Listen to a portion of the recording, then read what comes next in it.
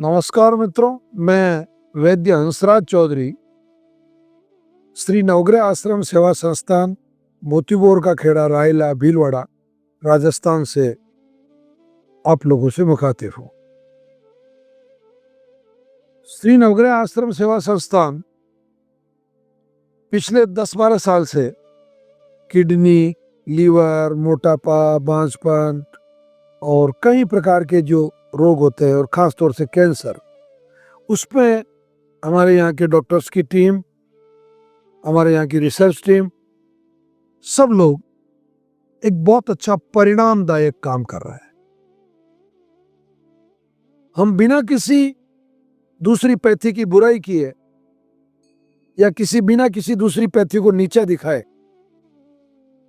हम आयुर्वेद का जो मूल रिसर्च है, जो महर्षि चरक, सुश्रुत, वाग्भट, ये जो ऋषि महर्षि काम कर गए, हम उसी श्रृंखला को, उसी परंपरा को और उसी विज्ञान को आगे बढ़ा रहे हैं।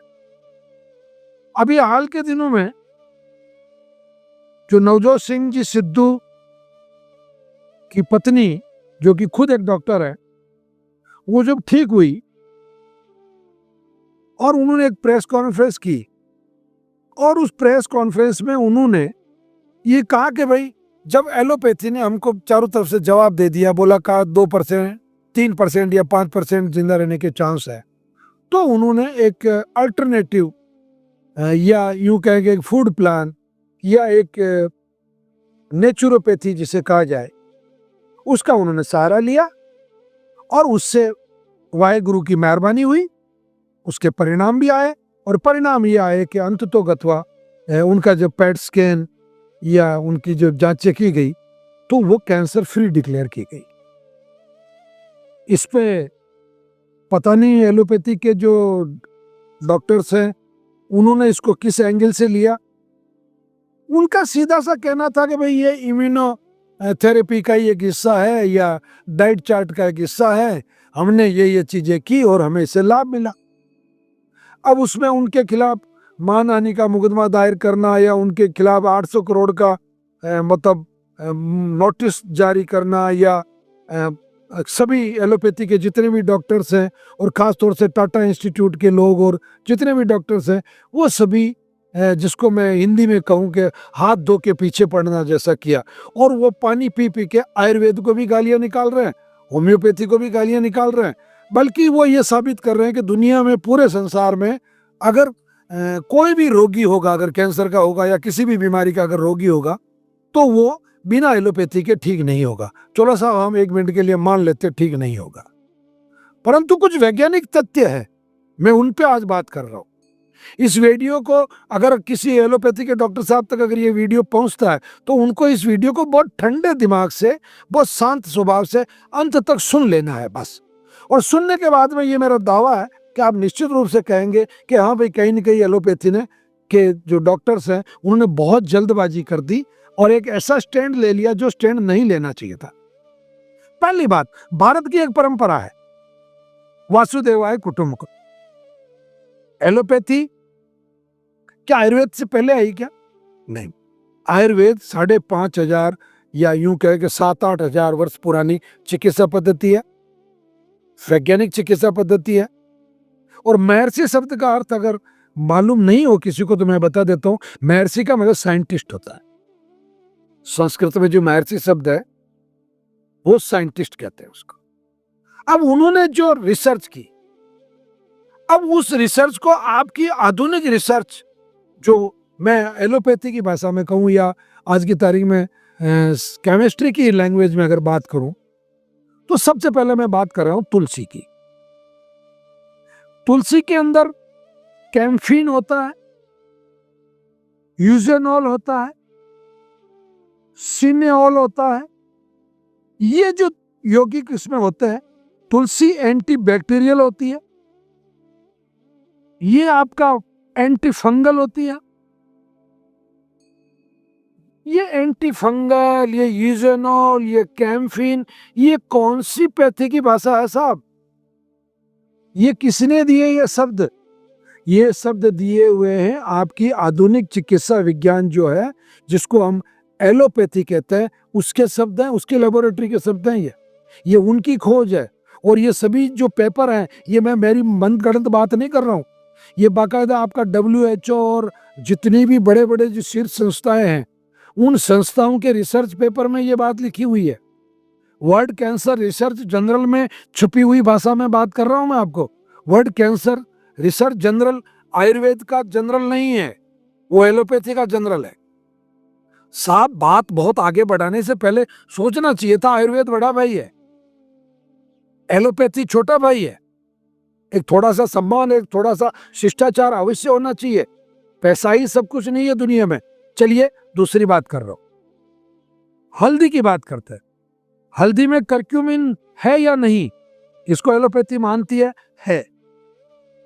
करक्यूमिन का जो अर्क है वो कैंसर को कम करने में, सोजिश को कम करने में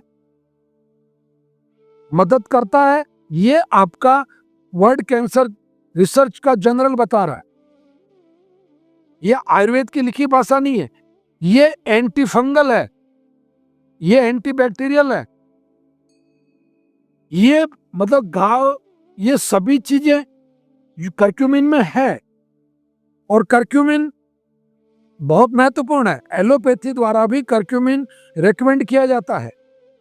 अब तीसरी बात कर रहा हूं मैं, जिसको सदासुहागिन कहते हैं, सदाबहार कहते हैं, नयनतारा कहते हैं, यानी कि मेडागास्कर जिसे कहते हैं, सदासुहागिन कहते हैं।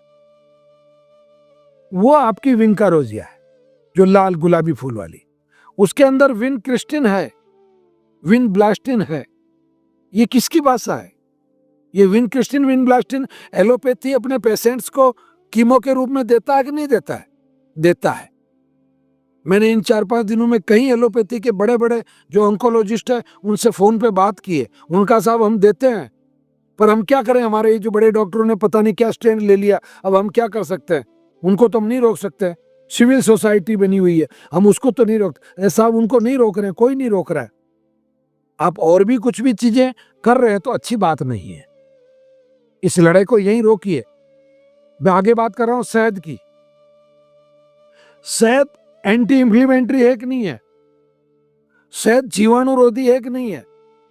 शहद घाव की नमी बनाए रखता है और घाव को सुखाने में मदद करता कि नहीं करता? करता है साहब। तो जब ये बात करता है तो फिर इसको मानने में ये इम्यूनोमोडुलेटरी गुण होता है शहद में। ये किसकी भाषा है साहब? ये आयुर्वेद की भाषा नहीं है श्रीमान, ये एलोपैथी की भाषा है।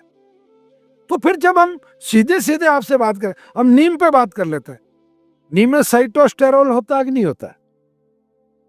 इसमें फ्लेवोनोइड्स होता है कि नहीं होता? ये एंटीबैक्टीरियल होता कि नहीं होता है? इसमें क्वेरेसेटिन होती कि नहीं होती है नीम की पत्तियों में? और निमोसिनोलाइड होता है कि नहीं होता है? ये किसकी भाषा है? ये विज्ञान की भाषा है। विज्ञान केवल एलोपैथी नहीं है और विज्ञान केवल आयुर्वेद नहीं है। विज्ञान है। विज्ञान वो है जो साइंटिफिक प्रूफ के साथ बात करे। अब रही साल, इसकी और बात कर लेते हैं नीम की। नीम में टायरोसिन होता कि नहीं होता? एस्पार्टिक होता कि नहीं होता? और एनालिलिन प्रिलिन होता कि नहीं होता? ग्लूटामाइन होता कि नहीं होता? ये किसकी भाषा है? ये विज्ञान की भाषा है। बल्कि मैं कहूं कि ये एलोपैथी की भाषा है। साहब, इतनी चीजें होती है तो ये चीजें कैंसर पेशेंट को फायदा करती है कि नहीं करती? किडनी पेशेंट को करती है कि नहीं करती? डायबिटीज पेशेंट को गुड़ मार, जिससे गुड़ मार को मतलब मधुनाशनी कहा जाता है, उससे डायबिटीज ठीक होती है कि नहीं होती? होती है साहब, लाभ मिलता है उसमें। ऐसे कैंसर में भी लाभ मिलता है। अब लाभ मिलने को अगर कोई ये कहे कि किसी को लाभ मिला, ये हल्दी है साहब, ये हल्दी है, बहुत सीधी सी साफ बात है, ये हल्दी है और इसके अंदर करक्यूमिन है और वो करक्यूमिन ने लाभ दिया अगर किसी को, तो इसमें किसको एतराज होना चाहिए? ये एलोवेरा है। अगर ये एलोवेरा के सेवन से किसी की स्किन डिजीज ठीक होती है, उसमें लाभ होता है उसको, या कैंसर पेशेंट को भी लाभ होता है, तो क्या बुरा है साहब इसमें? इसमें इतना नाराज होने की क्या जरूरत है? एक बात और बता रहा हूं आपसे, जिसको भी बिल्कुल संज्ञान में लाया जाना चाहिए। ये तुलसी है, ये हमारे बाप दादा और कितनी सदियों से काम में ली जा रही है। ये एंटीबैक्टीरियल है, एंटी फंगल है, और ये बहुत अच्छी मेडिसिन है। अगर इस तुलसी के 2 पत्तों से, 5 पत्तों से अगर मान लो किसी भी प्रकार के रोगी को अगर लाभ होता तो क्या तकलीफ है? सिद्धू साहब ने यही तो कहा ना कि भाई हमें इससे लाभ हुआ। वो कौन सा क्लिनिक खोल के बैठ गए कि अपना एक हॉस्पिटल खोल के बैठ गए कि भाई आओ रोगी आओ मेरे पास आओ मैं इलाज करूंगा। और कहाँ बड़ा हड़कंप मच गया भारत में। मैंने कुछ वीडियो में सुना है, कुछ डॉक्टर्स एलोपैथी के बड़े नामचीन डॉक्टर, बड़े अच्छे उनका नाम है, भगवान ने उनको बहुत विद्या धन वैभव सब दे रखा है। वो कह रहे हैं पेशेंटों में हड़कंप मच गया, पेशेंटों में पैनिक पैदा हो गया, पेशेंट डर गए सब। मतलब एक सिद्धू साहब की पत्नी ठीक होने से सब पेशेंटों में डर आ गया, मतलब घबरा गए सब पेशेंट। ऐसा नहीं है साहब। मैं आप सभी एलोपैथी के डॉक्टरों को हाथ जोड़ के निवेदन कर रहा हूं, प्रार्थना कर रहा हूं आपसे, आप कैंसर से लड़िए साहब, किसी व्यक्ति से मत लड़िए। आप एलोपैथी के हैं, आप रहेंगे एलोपैथी के। कौन मना कर रहा है एलोपैथी के मत रहो आप, परंतु आप आयुर्वेद के खिलाफ मोर्चा मत खोलिए, क्योंकि आयुर्वेद ने आज दिन तक एलोपैथी के खिलाफ कभी मोर्चा नहीं खोला और हम खोलेंगे भी नहीं, क्योंकि हम बड़े भाई हैं, हम श्रेष्ठ हैं। आप भी श्रेष्ठ हैं, क्योंकि आप हमारे भाई हैं, तो स्वतः ही आप श्रेष्ठ हैं। प्लीज मैं अंत में एक बात और निवेदन करना चाहता हूं, कैंसर से लड़िए, आयुर्वेद से मत लड़िए, होम्योपैथी से मत लड़िए, नेचुरोपैथी से मत लड़िए, आपस में मत लड़िए। आपस में लड़ना नुकसान होगा। भारत के बाहर के देश का यदि कोई व्यक्ति इस तरीके के स्टेटमेंट देता या ऐसा मुकदमा दर्ज करता या ऐसा लीगल नोटिस देता या इस तरीके की प्रेस कॉन्फ्रेंसेस करते तो बात समझ में आता कि ये भारत के खिलाफ षड्यंत्र है। परंतु एक भारतीय चिकित्सा पद्धति के खिलाफ या एक भारतीय व्यक्ति के खिलाफ, जिसकी रग रग में पूरा भारत बसता है, जो एक ऐसी मर्द कौम का बंदा है, जिसने बड़ी सदा सहता और बहुत आनंद के साथ और बड़ी नम्रता के साथ में बात कही। एक भी जगह उन्होंने एलोपैथी की बुराई नहीं की, बल्कि पूरे वीडियो को मैंने बहुत ध्यान से सुना। 8 मिनट का जो वीडियो है वो कई जगह ये बिल्कुल साफ तौर से कह रहे हैं हमने कीमो करवाया है, हमने सर्जरी करवाई है, हमने एलोपैथी की मदद ली है, हमने एलोपैथी से इलाज लिया, वो तो कह रहे हैं ना। और उन्होंने एक भी जगह आयुर्वेद शब्द काम में नहीं लिया। और आप लोग है कि पानी पी के आयुर्वेद को कोस रहे हो। नहीं, अच्छी बात नहीं है। प्लीज मैं फिर रिक्वेस्ट कर रहा हूं, बातों को समझने की कोशिश करें और बातों को इतना ना खींचे कि बातें टूट जाए। ये मैं वापस पुनः नम्र निवेदन कर रहा हूं। एक सीनियर सिटीजन होने के नाते भी मैं आप लोगों से निवेदन कर रहा हूं, एक वैद्य होने के नाते भी आप लोगों से निवेदन कर रहा हूं, एक रिसर्चर होने के नाते भी निवेदन कर रहा हूं। एक 487 प्रकार के औषधीय पौधों का संग्रह करता हूं मैं, जहां आप मेरे बैकग्राउंड में भी देख रहे होंगे हमने यहाँ 5-6 हेक्टर में औषधीय पौधे लगा रखे हैं। उनकी बाकायदा खुले में हमने प्लेटें लगा रखी है, कैसा इसके अंदर ये इसका बॉटनिकल नेम है, ये इसके पार्ट्स काम में आते हैं। आप अपने घर पे जाइए, खुद दवाई बनाइए, लीजिए, अपने कैंसर से मुक्ति पाइए, किडनी से मुक्ति पाइए, डायबिटीज से मुक्ति पाइए। सब ऐसा ही सोचना पड़ेगा। हर जगह व्यापार ठीक नहीं है, और बहुत सी बार बहुत ज्यादा व्यापार जब किसी चीज में आ जाता है ना, तो फिर उसका पार आ जाता है, फिर उसमें नुकसान होता है, फिर उसमें सामाजिक प्रतिष्ठा भी कम होती है, फिर उसमें आर्थिक लाभ ही दुनिया में सब कुछ चीज नहीं है।